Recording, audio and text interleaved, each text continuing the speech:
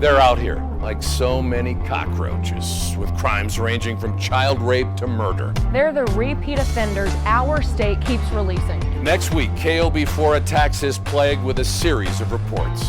We'll go out with those who track down these career criminals. Take a look at why there are so many sweet plea deals. And ask tough questions of the people responsible for keeping the bad guys locked up. New Mexico's Boomerang Thugs, next week at 10 on KOB4. Where are New Mexico's career criminals hiding? We're riding along with the fugitive unit. We'll show you what happens. Boomerang Thugs, tomorrow at 10 on KOB4. Who's responsible for letting so many repeat criminals out on our streets? We go one-on-one with state leaders. Boomerang Thugs, Friday at 10 on KOB4. Too many hard criminals end up back on our streets. How are they pulling off such sweet plea deals? Boomerang Thugs, tomorrow at 10 on KOB4.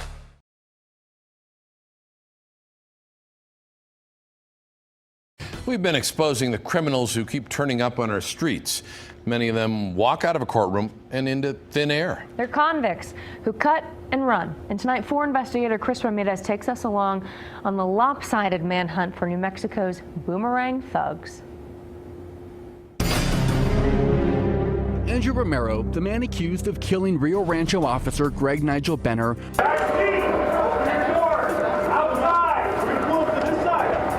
represents one of the worst New Mexico has to offer. He was on the list. Occupants of 11 Cayenne list, you need to come to the front door now. And when you're on the list, you get hunted down by this team. Formation Pro, anybody inside, make your presence known now. This is a fugitive task force team. You can see them knocking on doors, knocking on the garage door, knocking on windows. They work for the state corrections department, and when someone on probation or parole stops reporting, they get on the list, and the team starts to look. We've seen cases where they abscond in upwards of 4, 5, 6 times on one particular case. The list has 1,700 names on it. I'm at the front door, Mike's at the back. All convicted felons. Yes, sir, let me go call him. Whereabouts unknown. How many people do you have looking for these absconders with a full team? Statewide. 12 statewide for 1,700 absconders. And that's if all of us agree not to have a life. 1,700 fugitives, nearly 122,000 square miles of land, 12 investigators. It's like the math isn't even on your side. It's a never-ending game, a revolving door. When you look at this list, does it ever feel daunting? Does it ever feel like, how do we put a dent in this? We'll arrest 1 absconder today, and tomorrow we'll get 3 more assigned to us. So the number never goes away, and it kind of feels maybe like we're not making that big of an impact because the number is so large, and it just seems like we're climbing a hill that gets taller every day. And some of these fugitives are obviously dangerous. Pull out Gary Coca's case file. Convicted for manslaughter, armed robbery, shoplifting, and charged with kidnapping and assaulting a police officer. Case file, Justa Saavedra, convicted for escaping from jail. Case file, Abel Monje Cordoca. He violated his probation on the same case in February 2014, then in May, then in June. The following January, now he's been on the run again since July 1st. It's not a surprise that they come back to us. It's not a shock that you have repeat offenders in the system. It's just, the system itself is broken. And why wouldn't they bolt? In New Mexico, it's considered a probation violation, a slap on the wrist. The penalty left to the discretion of a judge. It's gonna have to spread out. We spent 8 hours riding along, 8 hours with 6 agents. I'm covering that hallway with that locked door. I'm inside. So there's no way anybody could be inside this one then based on the lock. The job is dangerous. We're gonna clear their living area here. It doesn't pay much. Manpower is low, resources are thin, penalties are light. Oh, there's nobody back there, I promise you. It's And on this day, not one name was scratched off the list. I think it's unrealistic to think that every time these guys go out that they're getting something. The majority of our work really is outside on the doorsteps of homes that we know very little, sometimes nothing about. And you bet the Boomerang Thugs know that, and they take full advantage of it.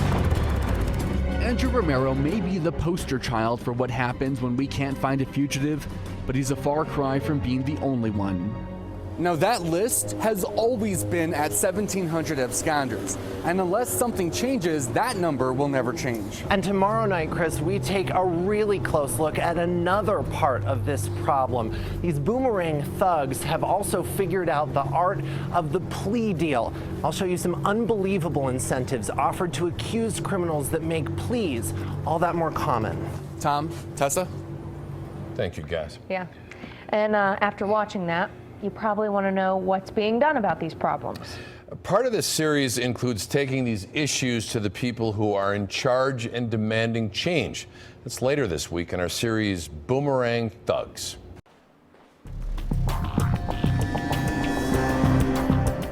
Commit a crime, there are consequences. Courtrooms, fines, handcuffs, expectations that if you do the rest of us wrong, you have to pay for it. But here's the thing. The system that's supposed to uphold those expectations and keep the worst of the worst locked up, the ones we've profiled, is falling apart. So the problem isn't throwing people in jail or sending people to prison, it's who we send to prison.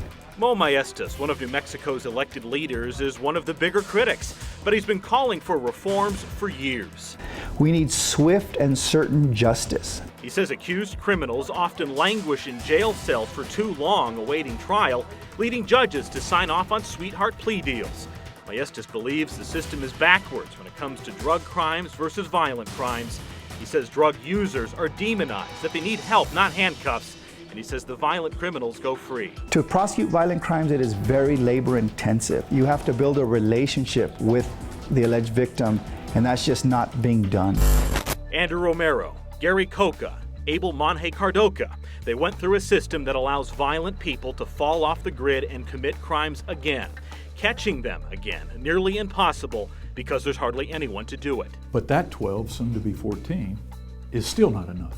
Corrections Secretary Greg Marcantel is just as frustrated as the 12 people on his fugitive task force team going after 1,700 absconders. It's like the math isn't even on your side. It's a never-ending game, a revolving door. This as Secretary Marcantel struggles to keep people working in the state's prisons.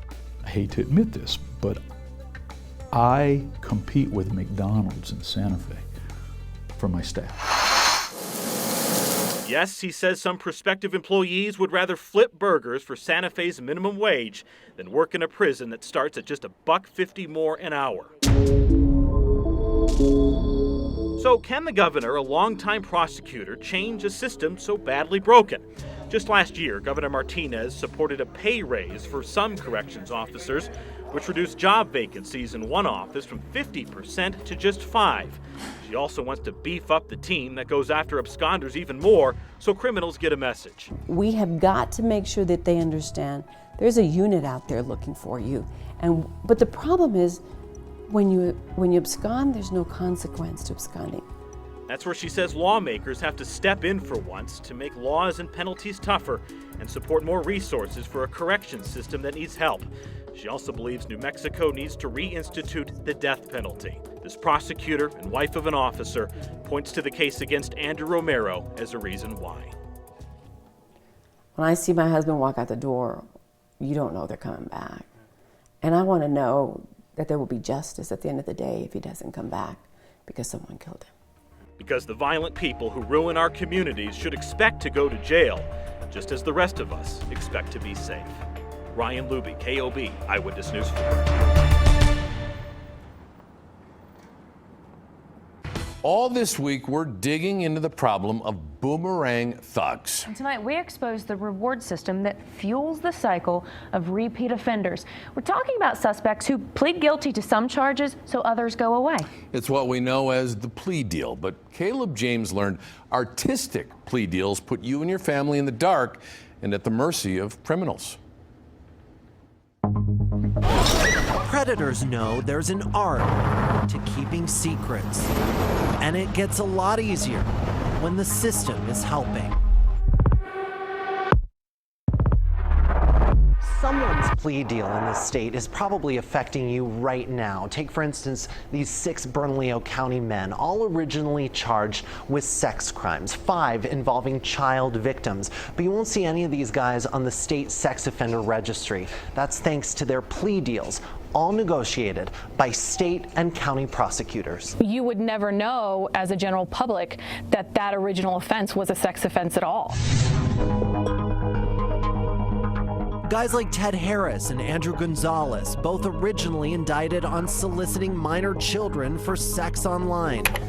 Both pled guilty to lesser charges, both rewarded for it by state prosecutors who offered plea deals that keep those men's dirty little secrets hidden, keeping them off the sex offender registry and far from sex crime supervision. Theoretically, are there rapists who aren't registered on the sex offender registry right now? Definitely. Probation and Parole Sex Offender Unit Supervisor Haven Scoggins says it is a dangerous reward system that puts families in the dark. There are rapists, there are child molesters, there are many offenders who commit sexual crimes and who have sexual deviancy issues, who the general public would never be able to look up on the sex offender registry website and know that that person lives next door to them. But it isn't doing anything for the offenders either. If you're actively committing crime, if you're actively involved in a sexually deviant behavior, you need help now. You don't need help after 3 or 4 or 5 cases. You needed help on the first case. At the home of Andrew Gonzalez, hidden secrets are catching up with his family. You know he avoided being put on the sex offender registry by taking a plea? You know, I don't know who you are. I don't need to be talking to you. I'm sorry. Secrets his neighbors never would have known. It's a little worrying. I mean, I got a little sister who's just about like 13, so I mean, it's kind of scary that a guy like that's just 2 doors down. And these 4 men, well, their plea deals were negotiated by Bernalillo County DA Kerry Brandenburg's office. There's 38-year-old Ferlin Henderson, who somehow pled guilty to 1 count of child abuse to avoid charges of burglary, extortion, and attempted rape. There's 35-year-old Jared Walters, 23-year-old Bruce Fulcher, and 21-year-old Dominic Mora, all originally indicted on sex crimes against kids, all rewarded with anonymity because they pled guilty to contributing to the delinquency of a minor. How do we get to contributing to the delinquency? Because that's all that we could prove. District Attorney Kerry Brandenburg tells us these men may have avoided sex-related charges, but their plea deals ensured justice in cases that may otherwise have been unwinnable in court. So when you're dealing with children, it's not uncommon for the family or friends to support the alleged offender and not the child that's been involved. Brandenburg says the cases investigated by KOB were all weak on evidence, including uncooperative witnesses. A jury would say you didn't have the evidence, and then he's acquitted and he has no supervision. He walks out of the courtroom with nothing. But for probation officers with boots on the ground, it is terrifying when offenders admit to their original charges long after it's too late. You have a person come in for contributing to delinquency of a minor, and during the course of their time on supervision with us, they disclose, I was soliciting minors for sex. Some secrets are not meant to be kept. I'm Caleb James, KOB Eyewitness News 4. We are continuing our series tomorrow night at 10 with a sit-down interview with New Mexico Attorney General Hector Balderas, asking what needs to be done to cut down on our state's high crime rate. And 3 strikes? How about 2 strikes? We're talking to one state lawmaker about his plan to make things tougher for repeat offenders. We hope you join us tomorrow night at 10. Have you seen any of these repeat offenders? Tonight, KOB4 brings you the first ever Boomerang Thugs tip line. We're going to have detectives, even state officials here, taking your tips. While undercover agents all around the state are on standby, ready to make arrests. Boomerang Thugs tip line tonight on KOB4.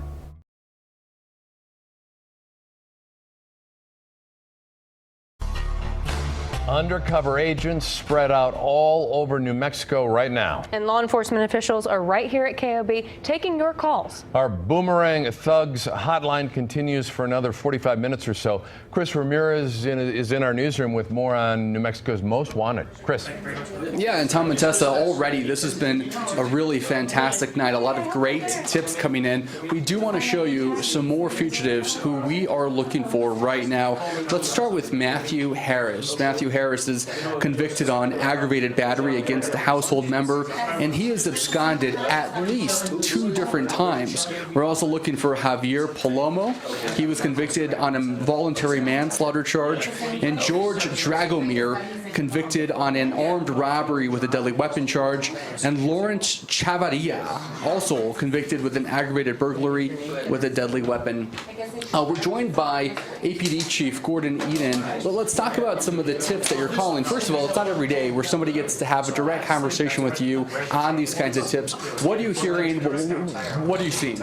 Well, I've taken 3 calls, and all 3 of them have been very productive for us. One of them was a possible person that's wanted out of Arizona. So we're able to get that information out because people are providing us with good addresses, good information. And when they provide us with that information, which we normally don't get in such a manner, we're able to dispatch officers right away. I think it's also important to note the partnership that we've seen with this particular Boomerang Thug program. We have APD working with state police, working with Bernalillo County, working with the Department of Corrections. Why are partnerships like this so important? I think we've demonstrated it over and over again. You guys brought us together here for a common cause. That is to try to get these repeat offender, these thugs back into the system. This is a great opportunity. It makes our community safer when these people are behind bars where they belong. Chief, thank you. Again, take a look, because what you're seeing is really fantastic. You see the sheriff here on the phone taking a tip. And if you're on the edge, if you think that you may know something that might help put somebody away or might help solve a crime, call us. We're going to be here until 7 o'clock. Tom, Tessa, back to you. We're like the rest of New Mexico. When it comes to repeat offenders, we want to be part of the solution. Here's the thing. The system that's supposed to keep the worst of the worst locked up is falling apart. You guys brought us together here for a common cause. Your calls led to the arrest of criminals who were on the run. You stepped up and helped put these fugitives away. They're still out here. Boomerang Thugs, our state can't keep locked up. And you need to know who they are and what they look like. Monday through Wednesday, KOB4 will spotlight repeat offenders in our 6:30 and 10 newscasts. Together, we can help law enforcement put Boomerang Thugs behind bars.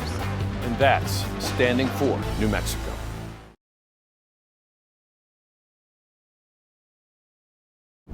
Our state has a problem, and it's a big problem.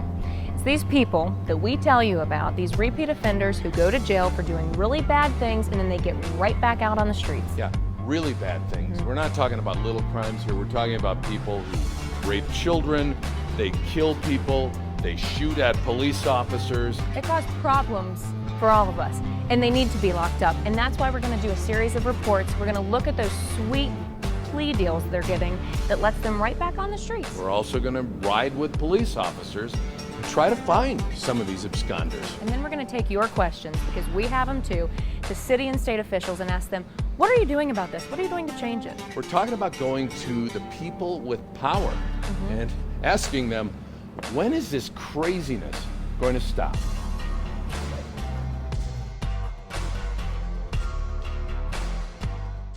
You know, it's not every day I have to wear a bulletproof vest to work for a story, but in this case I had to, because I'm out with a fugitive unit out looking for absconders, people who have committed crimes and now they've disappeared off the radar. 50% or more of the absconders that we have, they're repeat absconders. Our other male subject that ran into the house from the front yard, maybe our target. Well, come to the front door now! You won't believe how few people we have in our state actually looking for 1,700 absconders. We'll show you what happens.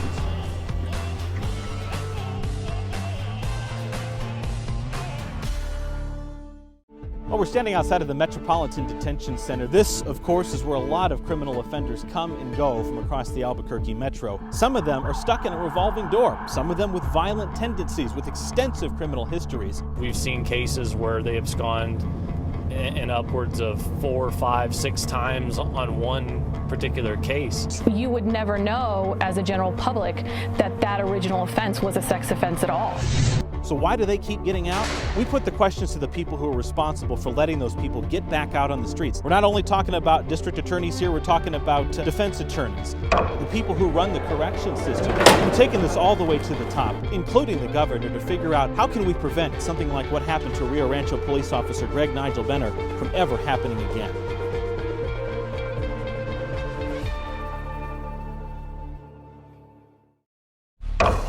rewards of pleading guilty. You would not believe some of the stuff prosecutors are able to dangle in front of folks charged with violent crimes to get them to accept a plea deal. It's some of the very same stuff that puts those potentially violent criminals back into the community, back into your good neighborhoods. We're taking a look inside the art of the plea deal.